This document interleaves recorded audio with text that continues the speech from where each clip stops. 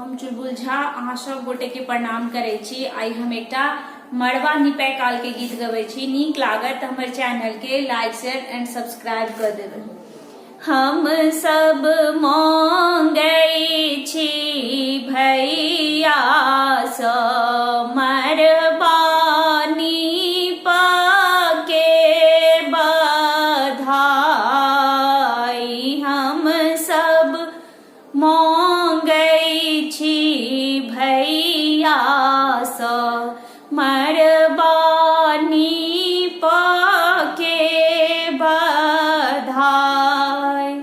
बड़की भौजी बड़ कंजूसनी, बड़की भौजी बड़ कंजूसनी, मुँह देलन चमकाई। हम सब मांगै छी भैया सँ मड़वा निपाय के बधाई। बड़का भैया बड़ शौकीन छथि, झुमका देलन गढ़ाई। बड़का भैया बड़ शौकीन छथ, झुमका देलन गढ़ाई। बड़की भौजी बड़ मकठिनी, झुमका लेलनी नुकाई। हम सब मांगै छी भैया सँ मड़वा निपाय के बधाई। हम सब मांगै छी भैया सँ मड़वा निपाय के बधाई। मझिला भैया बड़ शौकीन छथ, मझिला भैया बड़ शौकीन छथ, अंगूठी देलनी गढ़ाई।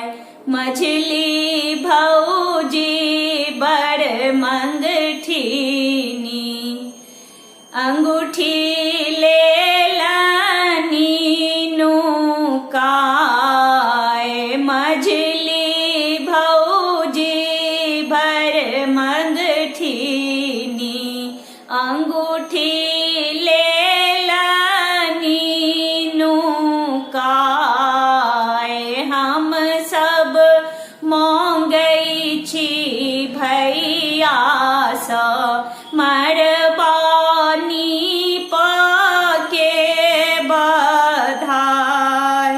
छोटका भैया बड़ शौकीन छथ, छोटका भैया बड़ शौकीन छथ, पायल लेलनी गढ़ाई। छोटकी भौजी बड़ मंगठिनी, पायल लेलनी नुकाई। छोटकी भौजी बड़ कंजूसनी, पायल लेलनी नुकाई।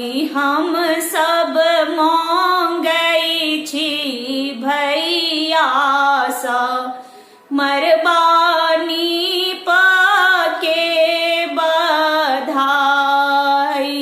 हम सब मांगै छी भैया सँ मड़वा निपाय के बधाई। बड़की भौजी बड़ तिल बिखनी, बड़की भौजी बड़ तिल बिखनी, मुँह देलन चमकाई। हम सब मां छी